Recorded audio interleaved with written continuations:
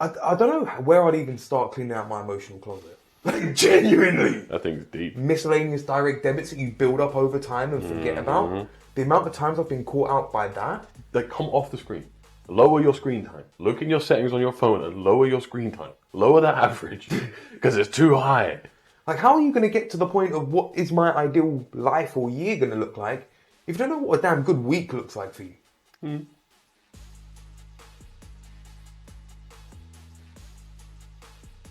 What's going on, beautiful people? This is the Perspective Chasers podcast. I'm your host, John. And I'm Big Dave. And today we're talking about spring cleaning life. It's that time of year, and really and truly, I think now's the start of the year. Stuff January. You failed once, now's the time to actually start and get into it. So we're talking about emotional hoarding. The room that you live in is also the state of mind that you live in. Digital kind of overload. The digital world is just so ingrained in every part of our life that it needs to be gone through, decluttered, and kind of organized. And finally, we're going to finish with reorganizing your intentions.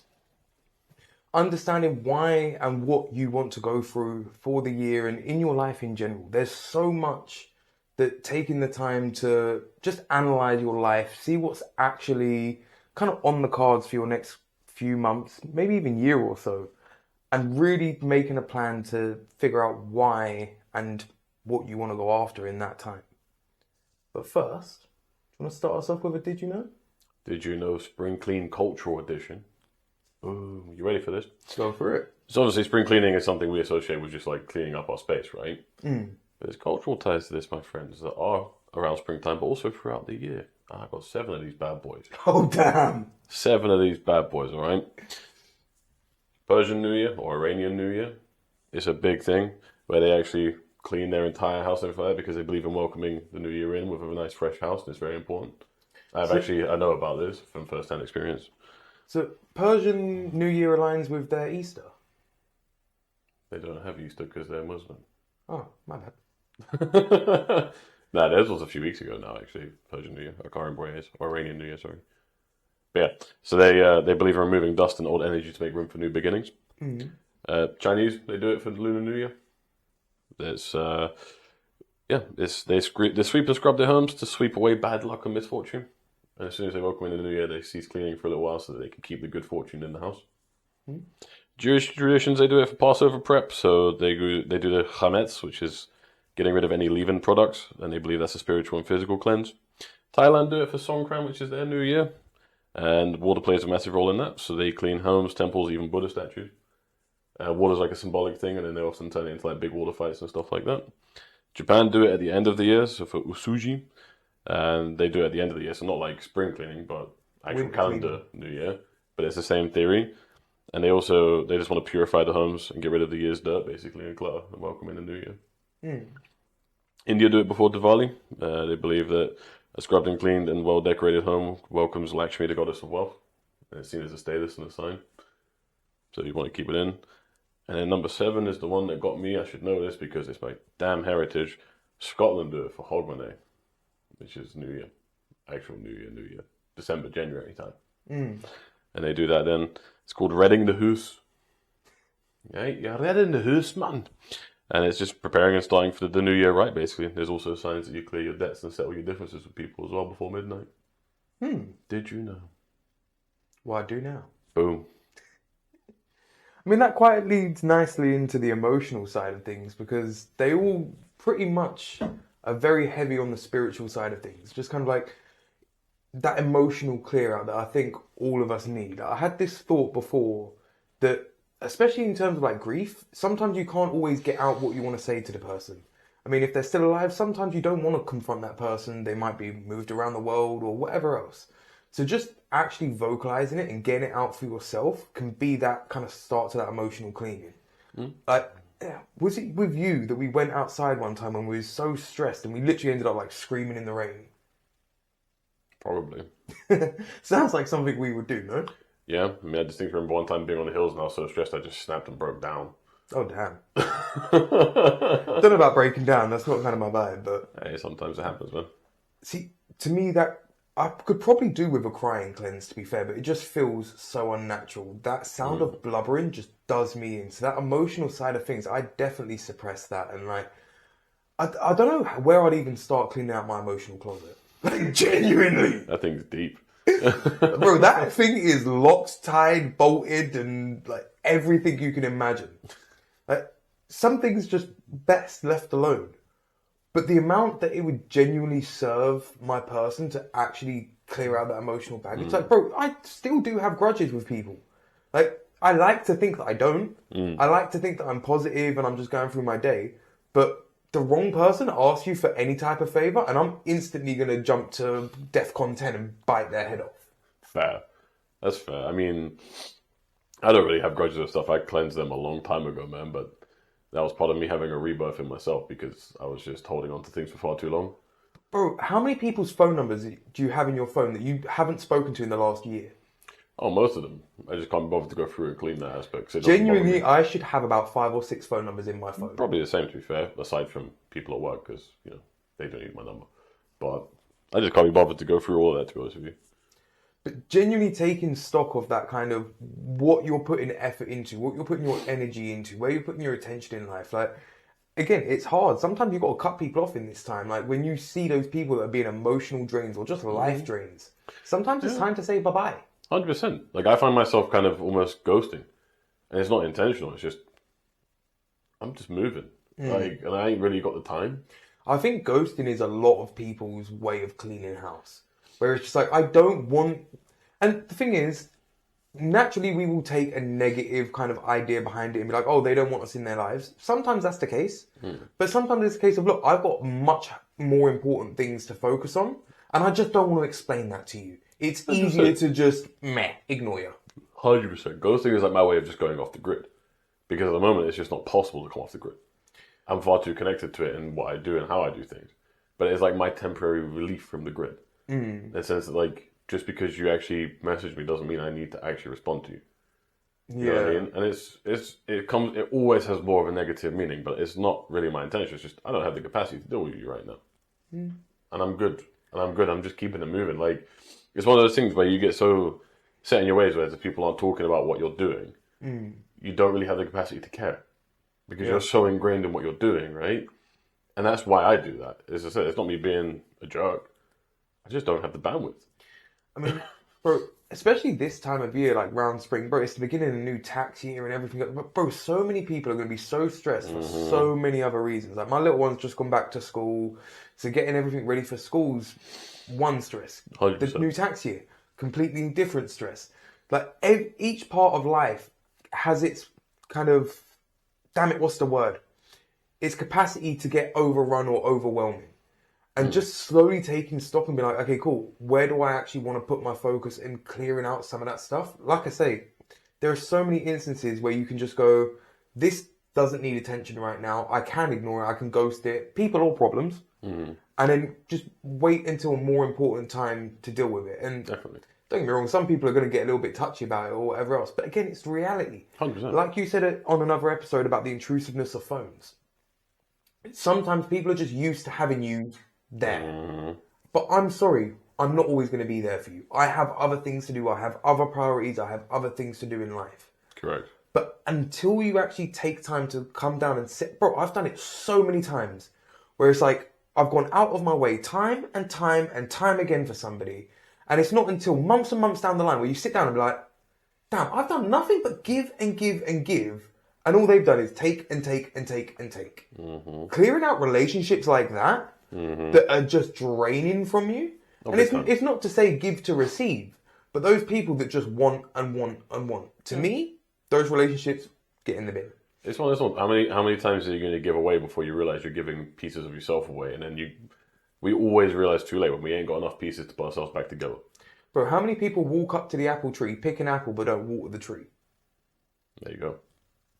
So yeah, it is, like, as I said, spring naturally makes me kind of take stock of things like that, because you do tend to kind of hoard emotional things over winter, man. Winter's bleak, it's depressing, it's dark all the time, it's bloody cold, and it's always wet, especially in the UK. So it's natural to get so negative. And it's like, and if you're negative, you're going to hold on to those grudges a lot harder and a lot longer anyways. Yeah. So you're going to get more annoyed by things naturally. So I always try and kind of, it's like a snake shedding its skin, right? Mm. It's like that. This is the new version. We're like constantly updating, right? Like that version of me isn't there anymore. I'm not going to try and go back into that version because I don't want to go back into that. I want to keep moving. Yeah. So I'm going to get rid of all those layers, man, and just get rid of all that nonsense from my life. It's like it's the same thing. Like when people go through breakups and stuff, right? A lot of the problem, and this is from first-hand experience, a lot of the problem is holding the negativity from what happened instead of just going, "Hey, man, I had a good time. Things happen. I'm gonna take some time for myself now." That's the healthy thing to do. Yeah. The unhealthy thing to do is go, "Why did I do that? Why did I waste my time? That was this." Man, it happened. There's gonna be some parts of that chapter you really liked. Some you're not gonna do in the next one. Move forward. I think that's the thing. Just taking that moment to have an honest kind of recap of your life, both your 100%. actions and other people's actions, and understand, like we always say on the podcast, you have no bearing over other people's actions. You have bearing over your own. Indeed. So take responsibility for them. And I think that kind of sense of decluttering is going to tie nicely into the second point of physically decluttering your life in your room and your space. Like, I don't think people realize, like, Jordan Peterson is obviously renowned for saying, like, tidy your room, this, that, and everything else. But just that simple idea of your space, like, bro, if you get up out of bed first thing in the morning and you step on something, your day instantly has that negative connotation to it. So just having that clean environment for your headspace, coming home to a tidy house and a clean house, it can do so much for you mentally and physically. Like, it's so easy in this day and age to forget about all of the bacteria and the germs. Again, to tie it into another episode, when you was talking about how much skin residue is embedded into your pillow after a year or so of having it. Like, what was it? After like 2 years, your pillow is like 70% skin or something like that. That is gross. Like, genuinely, wash your pillows or get new pillows preferably, and like actually start to clean out your life. There's so many, just the day-to-day things of like your house that you don't realize. Your curtains, they hang in your window for months. How often are you washing your curtains? They just get stagnant. How often are you washing just random blankets and just different bits? Like, there's so many different parts of your environment that you can go through and clean. Like, genuinely, if we was to go through one of the kind of cleaning traditions that you mentioned earlier, bro, I would be probably cleaning for about a week or so before it was like, okay, cool, everything's genuinely clean. True. I mean, where do we start? Bedroom? Okay, cool. Where do we stop? My car, my bank balance, like my bank statements and all the miscellaneous direct debits that you build up over time and forget about. The amount of times I've been caught out by that. Like, decluttering your bank is going to be a must, especially with the credit crunch and everything else. 100%. Like, seeing all of those things that you signed up to once for a free trial and it's still taking the $1.99 or whatever seemed to be insignificant at the time amount that you've just forgotten about. Yeah, I mean, this is something I definitely want to do. I was thinking about doing it this week, actually. Like, my room is a tip at the moment, but I don't spend as much time there anymore. But it's still like, it's bugging me. Like, it's annoying me now. And I'm like... It's like something constantly undone. Yeah, and it's like, if I actually clean this up, I'd be way more inspired to, like, not switch off when I go home. Instead of just laying there watching stuff, I might be like, actually, let me sit at my desk and do some stuff, because now I can see my desk. You know what I mean? Is it that bad? Like, let's do some editing, or let's check on a couple of things, let's research something. Like, I'd probably be more inspired because the actual space would be cleaner. Also, it doesn't help that I have asthma, so I need to get rid of the dust. But I still can't be bothered. And it's just like, that's so backwards. I'm literally harming myself by being lazy. Like, imagine that. Yeah, that's really not going to help you, bro. So no, that's the dumbness that I am at times. You definitely need to get the duster out and... But even then, just like, taking your curtains down and just like beating them out. Just get the dust off of them. Like, you don't have to give them a full cycle.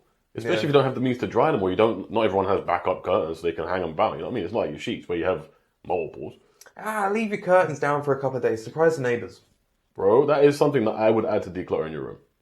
Surprise the neighbours? No, but this is the time of year where, unless your window is directly facing a neighbour, this is the time of year where going to bed with your curtains open absolutely slaps. I'm quite a heavy sleeper, so lights and stuff does not bother me because I live pretty much on a main road. The lights and that don't bother me. But waking up naturally, because things are getting lighter, slaps. Yeah, that is Definitely the Absolutely best way slaps. to wake up. Absolutely hands down. Because I've got a day this week where I don't have to wake up to like 9 or 10. It's perfect. Even if it's a bit overcast, it's still just that nice positive touch to your day where you wake up with light. It slaps. Yeah. I think it genuinely, like, there's going to be science behind the circadian rhythm and naturally starting the day and this, that, and everything else. But we're going to bro science it. You feel good, you want to get about the day, Yeah, man. and yeah. You see something you want to go and get involved in, right? The outside. Bro, you wake up and it's raining and it's miserable. You're like, nah, I don't want to get involved No in that. thanks. You wake up and the sun's beaming through your window already. And I mean, as always, we live in England, so we're going to get all of the seasons most days. But if you get that 5 minutes of sun where you want to wake up and you just beamed awake by the freaking Mother Nature, that definitely is the best way. But now, if that is through a murky, smeared up window, the magic's kind of lost. So clean the buggers. Like, there is so much that just that freshness. When you come home and the house smells fresh, or your car smells fresh, or I your might car go rinse my car actually as well because that's bugging me. yeah. I spend a lot of time in my car, man. I swear, And we're in that season where you can't help but like your windscreen just gets smashed up by things because it's just everything's falling about the place. and you do a lot So more motorway jarring. driving than I do, but we both drive relatively new cars, but they don't feel like that when they're covered in filth. Whereas, I swear to God, the car drives differently when it's clean and shiny. I mean, I should hope so because my sensors are bipolar. Oh, It could be dust. bro, my automatic braking, I swear to God, I'm going to rip the control unit for it out. Because anything comes close to it, it's like, stop! Mother, chill. Like, I swear, it's worse, it's almost as bad as your seatbelt thing. I was going to say worse, but Seatbelt thing. yeah, just you slowly getting asphyxiated by your seatbelt. That's because you have it at the wrong height when you're in the car, mate. No, mine don't auto-tighten, yours auto-tightens. Yeah, but it don't tie into the point of autoerotic asphyxiation, bro. Depends. If you have to have your seatbelt down by your shoulder, it wouldn't do that to you. Bro, you lie. You told me that it constantly chokes you when you're driving at times. Oh, you're talking about that, my bad. No. So when I drive off, mine does automatically tighten up. So when you go over 10 miles an hour, the doors lock and it pulls in to like secure you. But there is times where, yeah, the braking system will go off or the crash prevention system and it will literally just go, yeet. You're like, That's what I was referencing. yeah, oh, my bad. Yeah, no, I thought you meant just the driving off part. That's why I was like, what? No, not just driving off. Like, bro, Oh, yeah, that's savage when that happens because like the whole thing goes into schizo mode because the hazards go up like 110 beats per minute. And it tries to choke you out basically because it thinks you're about to get yeeted out the windshield. It's like, it's just a bit of pollen or something that's gone along and it's just gone, nope. Oh, We're not going to let you die today. I mean, since we're on the subject of technical difficulty, should we transition into the third point? Yeah, boy. The digital cleanse. Now, this This is is hard to do though. Because how do you cleanse from, like, what is a digital cleanse? You just go delete your ex's Netflix account. Do not. That's a spiritual cleanse, bro. That's not a digital cleanse. Don't get that twisted. Bro. It's one of both. Digital cleanse to me means like screams just lighten the amount you use. Like don't doom scroll as much and don't consume as much. Just actually come off your phone for a second. Yeah, Like go walk in a damn park. but at the same time, it's also about what you're doom scrolling through. Like, bro, again, I've been like freaking, what's the word? Perpetually single my entire life, although I have a kid, which makes no sense.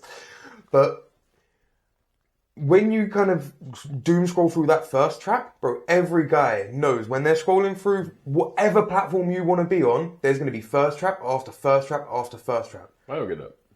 Maybe not. You've not been perpetually single your whole life. No. Exactly.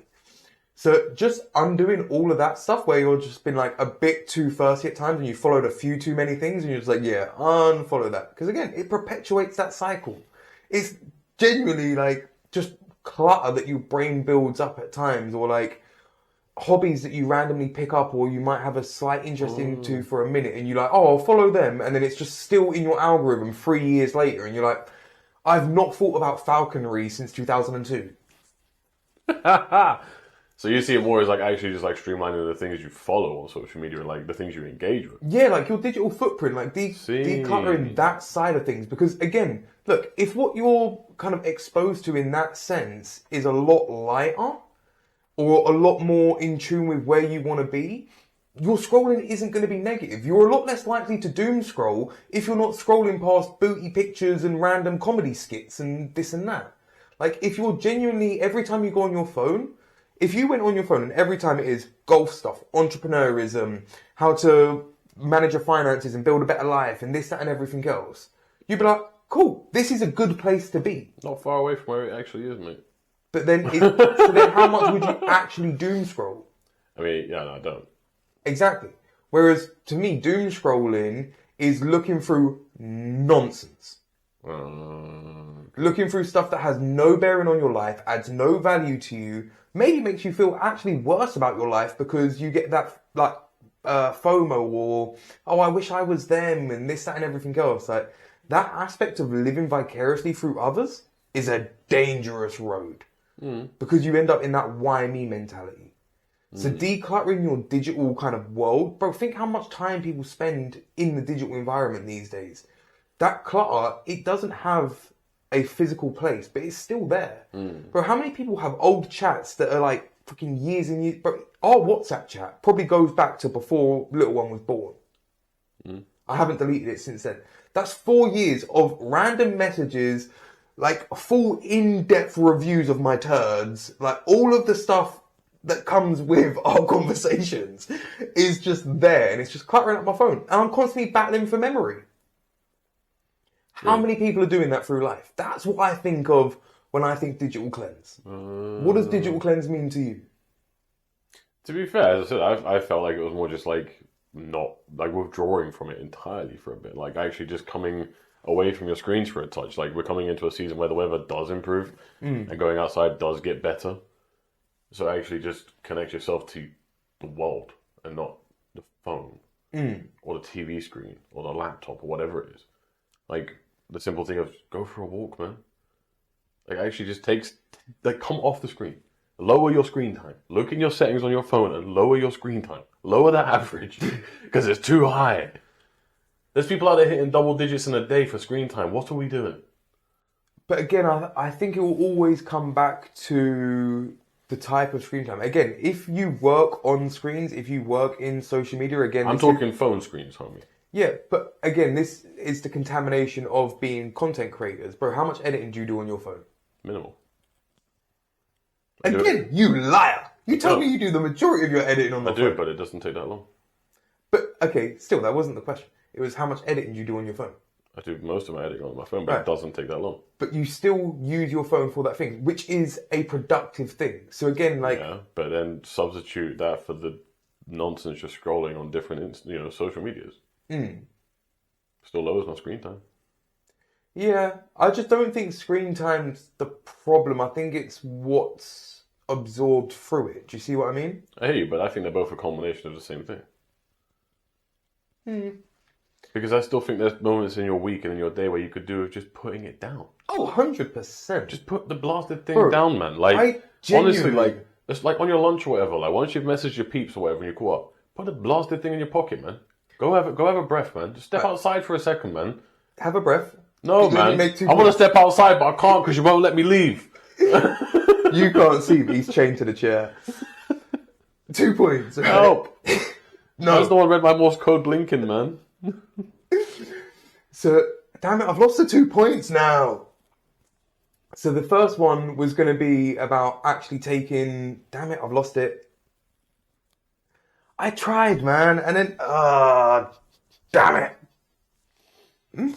Definition of insanity. Yeah, there they are. See, sometimes your brain just needs a second to file through all of the junk. And this is why this decluttering episode is so needed, because my brain needs to freaking declutter. The amount of random thoughts I have. Anyway, these random thoughts are getting me off of my last random thought. I genuinely want to start sleeping with my phone outside the bedroom. Because I literally sleep with my phone probably about 12 inches from my head, realistically. Maybe 2 foot maximum if I rolled over in the night. How good is that really for my brain? There's all of this stuff coming out now about phones and all of these radio signals in your brain and da-da-da-da-da. But for just genuine peace of mind, again, if we're at that time of year where you can naturally wake up at a good time of day just by having your windows open. But most of us live a life where we can't risk that. I'm so exhausted most of the time. it would be nice, but I can't afford to risk being late for work, being late for the school run, being late for this or that, Believe. because I wanted a nice wake up. Like, could you imagine explaining that one to your boss? Like, why are you late? Mother Nature woke me up late. Trust. Come on, man. I wouldn't wake up. Exactly. And the second one would be, I'm literally just at that point where I could just throw my phone anywhere and just leave it for hours and hours. Like, you don't have to tell everybody everything all throughout the day. Like, how many people are just having filler conversations for the sake of having a conversation?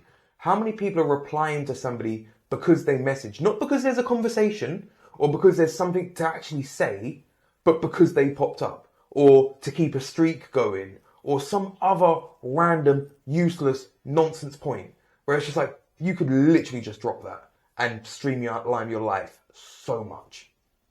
Very true. Very true.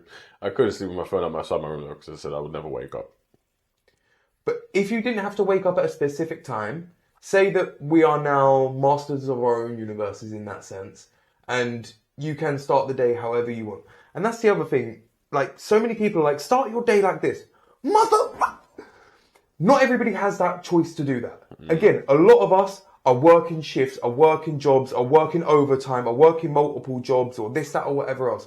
We don't have the luxury of waking up and then meditating for 30 minutes and then getting some morning sun and then this, that, and It's like the everything most else. basic one is like when people are like, you should get 8 hours of sleep a day. Okay. Every day, I wake up at a different time.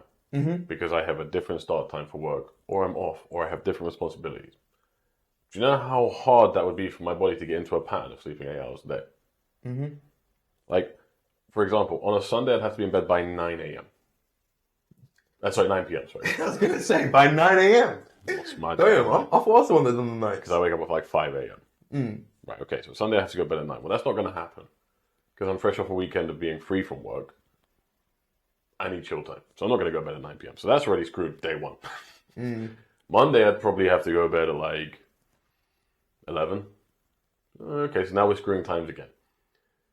Bro, Tuesday? I can't even think of how early I'd have to go to bed. It'd have to be like 8:30 in the evening. I'll start at 5:30 in the morning on a Wednesday. That's not happening. Yeah. Especially not in summer when it's still nice. Are you mad? So this is the thing. Like, as an adult, going to bed at 8 p.m. because you need to be... And again, that's to get up and go to work and do a quick morning routine. Imagine all of these people preaching morning sun, morning meditation, morning this, morning that. Like, how much time do you think I've got in the morning? I know where I meditate.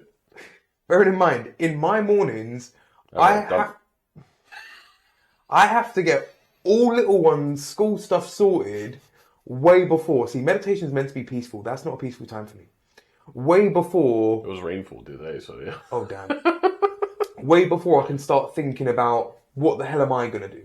So now, if I'm going to be like, oh, I need to get morning sun, well, I need to get up hours in advance before little one. And I've probably been up hours after she went to bed. Before the sun's even up. Bro, again, it would become such a contradiction. So that's why it's important to actually like take stock and see what you can do. Can you just open your windows and still set the alarms? Maybe put your phone a little bit further away. Like, what things are actually realistic for you? Not this fantasy land that everybody thinks that, or these people that preach a lot of this stuff think that people live in. Because we're not there. A lot of us are hustle and bustle. Most people are working normal jobs, in a normal life, struggling to get by, stressed as anything, stressed about money, stressed about taxes, bills, this, that, and everything else. Like, so actually taking that time to be like, hey, where are we? What do we need to do? And actually having that inventory is going to be so friggin' powerful. And I know that kind of went on a bit of a tangent off of the digital kind of stuff, but I think it all does time because so much of life is heavy on that digital side now. Yeah, but like the last thing you were saying kind of ties in nicely to the last point that we're going to go into anyways. You want to lead it? You were already there, homie. You started it. Oh, what about reorganizing with intention? It's kind of what you were just saying right there, right? It's actually about doing things the way you want to do things. Like, how are you setting up for the next X amount of months? Or even the next year or so when you think about it, right? Like, what are you actually trying to achieve? Because what you're trying to achieve Anchovy. Anchovies. Actually, you need to be setting up to put yourself in the best stead to actually go and achieve what you want to do, right? So if you do want to be a bit more rested, then you probably would try and find a sleep schedule that actually works for you. You'd have to try and do some averages if you're like myself who works different shifts and stuff. But there's probably some kind of average that would probably fit all of the days that you do. That would actually give you some routine, you know what I mean? All kind of best of. Do you know what I mean? Literally. Like, Where again, 1 or 2 of the days it might be a bit less sleep, but the other days will balance out because you'll get a nice, like, pretty decent, like, big rest, you know? So this point kind of ties into a very early episode, which I titled Start Stupid. I love the double meaning of that still. But like, when you're trying to rein in your schedule and everything else, you're going to start overwhelmed. You're going to start kind of not knowing and think, oh, what's the ideal world that I want to have? What's the ideal week that I want to have? And you may be so wrong. But by at least having that intention, first of all, you can start working towards it. And that intentionality, you'll then, this is where you've got the caveat of constantly reassessing that. Because even with the podcast, you get complacent, you get stuck in these routines of life where you do the same thing over and over and over again. And you're like, why am I still doing that? And you're simply only doing it out of habit. We do that in so many areas of life where we're like, hey, I drive the same way to work every single day. Simply just because, I drive the school run same way every single day. Ironically, I've recently changed the direction that I go to the school run because the way that I thought I was going was quicker, was actually slower. So now I go the way that I actually thought was going to be the longer, more traffic-filled way, but the funneling system seems to work quicker than the other way that I was going. Fair. But again, sometimes we think we want one thing or we think we know something and we're completely bloody wrong. So until you take the time to actually run the experiment, ask yourself the questions and be like, hey, what do I want from life? What do I want? What does my ideal week look like, for God's sake? Like, how are you going to get to the point of what is my ideal life or year going to look like if you don't know what a damn good week looks like for you? But I think the spring cleaning gives you the opportunity to actually sort of set the intention. Because if you're at a period of life where you don't really know what you want to do, which is common, okay, well, what can you do to actually create a nice, proper, like, breeding ground for your brain? See, I don't know if it is... A clean room, a clean desk, an area where you have space so you can maybe throw some ideas down on some paper, or you have a board somewhere. Like, that's a statement. I'm opening myself up to whatever. You know what I mean? I'm going to figure it out. But I've set the foundation of me. Like, I have a clean space. I've got rid of all the negative stuff in my head, or at least I'm trying to fix it. I'm trying to get better at handling it, whatever it is, right? That's your intention. I'm trying to be the best version of me. Because if I'm the best version of me, something will turn good, man. Something will come my way. I'll figure something out. But if I don't do that, I'm not opening myself up for it, am I? Because I'm not looking for it. I'm too busy looking straight here and just keeping moving forward. I'm not looking left and right and thinking, well, that could be good. That might be good as well. Well, let's try this. I'm just, nope, we're staying in this one direction that we've been going on for the last God knows how long. Do you know, I can't help but I've got this mad visualization of swimming in my head. It's like, do you know when you're swimming, say you're not doing, what's the forward stroke, right? Well, at least I'm all upper body when I swim, so I naturally turn in my head overly friggin' left and right? Whereas if you was to try to keep your head perfectly down, The first old of all, lifeguard swim. you can't, The old lifeguard swim. Is that what it's referred to as? Yeah, when you like flail your arms but you're like constantly moving. That's lifeguard swim, man. For me, it's all upper body, no legs. They just move. They're just literally trying to move water to get to where they got to get to. Bro, I have a lot of brain power, but for some reason it can't work 4 limbs at once. So, man. But anyway, so like if you're just focused on going forward, you're never coming up for air and being like, this is what I need, and then going back into it. And I think jumping out of your grind, your focus, and I mean, I know we are both very guilty of being stuck so much in the grind that we forget to take that gasp of air. And that gasp of air, those times where you kind of reassess life, take your foot off the gas, is when you can go, cool, look around. Do I still want to go in that direction? Is that still the direction I want? Is what I want still over there? And kind of ask yourself those questions and then grind again. Whereas it's so easy to fall in that lane of, I just need to go forward, forward, forward. And before you know it, you've gassed yourself out and now you've got cramp and drown. And now you're somebody else's problem. I don't want to be somebody else's problem. I like being my own damn problem. Right. Anyway, I think we should start to wrap this bad boy up. I think we've, for a change, hit all the points. Nice. But to recap them all, like, start with that emotional hoarding. Like, we all hold on to something. There is something emotional, emotional wise, that you're holding on to that you can let go of. Whether it be a grudge with somebody, whether it be missing somebody or longing for somebody or heartbreak or whatever it may be. There's something where you can look at it and go, I don't need this no more, or this ain't doing me a service or helping me in any way, so bye-bye. The room that you live in, the space that you live in, that's going to set up so much of your life. It is your environment. If you get out of bed and step on a plug, you're going to convince yourself you have a bad day. You could have done something about that. That's on you. Don't blame anybody else, and that's why it's going to feel hard. Because you could have done something, and you chose not to. You're lazy. Yeah. Third point, digital cleansing. Whether it be my approach of unfollowing all of the thirst traps and nonsense, or Dave's approach of genuinely throwing your phone in a lake and running the other direction, get away from the digital. Decompress and kind of detox all of that negativity, because everything, every aspect of life, it builds up. Clear out that cache of negativity. Reject those cookies, unsubscribe, and just say bye-bye. Last point. Look at what you actually want the future to be and how you're going to get there. Make sure that you're regularly checking in on yourself and seeing, is it something you want? Is it a place that you want to go to? Are you going in the right direction? Have you lied to yourself? All of these points, we are our best kind of drivers and motivators at times, but we're also our harshest critics. We're also our biggest scam artists and distraction tools. Like, the amount of times when I should do something and I talk myself out of it or find an alternative to distract myself, I know I'm guilty of it. We all do it. No one's perfect. But you can work on being better.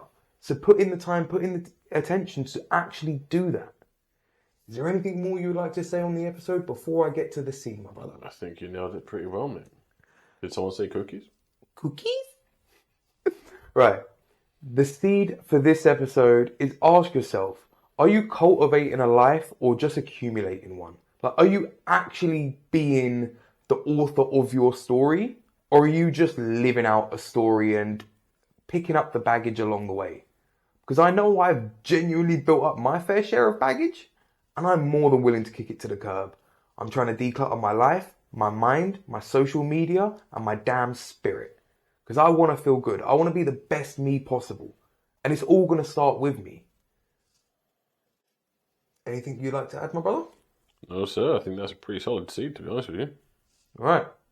All the best. We'll catch you on the next one. And until then, enjoy spring. Catch you later.